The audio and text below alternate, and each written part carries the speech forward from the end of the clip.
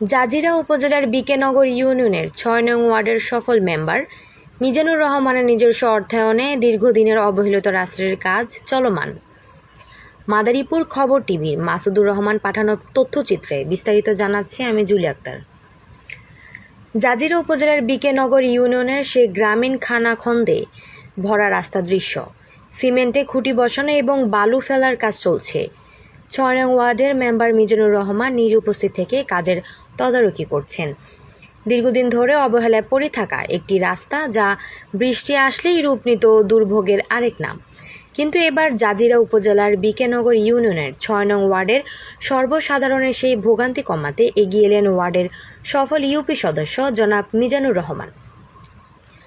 নিজস্ব অর্থায়ন ও ব্যক্তিগত উদ্যোগে অবহেলিত এই গ্রামীণ রাস্তাটির সংস্কার কাজ শুরু করছেন তিনি।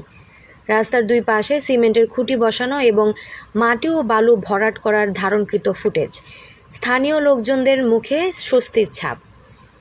জনদুর্ভোগ লাঘবে রাস্তার দুই পাশে মজবুত সিমেন্টের খুঁটি বসিয়ে মাটি ও বালু ভরাট করে যাতায়াতের উপযোগী করে তুলছেন তিনি। মূল লক্ষ্য একটাই, এলাকাবাসীর দৈনন্দিন চলাচলকে একটু সহজ করা। উন্নয়নমূলক এই প্রয়াসের মধ্য দিয়ে তিনি তুলে ধরছেন জনপ্রতিনিধি হিসেবে তার দায়িত্ববোধ ও ইতিবাচক মানসিকতা। রাস্তাটির প্রাথমিক সংস্কার নিজ খরচে করলেও এটি স্থায়ীভাবে পাকা করার জন্য স্থানীয় সংসদ সদস্য জনাব সাইদ আসলাম সাহেবের সুদৃষ্টি কামনা করছেন মিজানুর রহমান। তার বিশ্বাস, মাননীয় সংসদ সদস্য নজর দিলে দীর্ঘদিনের অবহেলিত এই কাঁচা রাস্তাটি দ্রুতই সোনা বাঁধানো পাকা সড়কে রূপান্তরিত হবে। জনপ্রতিনিধিদের এমন আন্তরিক উদ্যোগেই দূর হয় গ্রামীণ অবকাঠামোর দীর্ঘদিনের ভোগান্তি।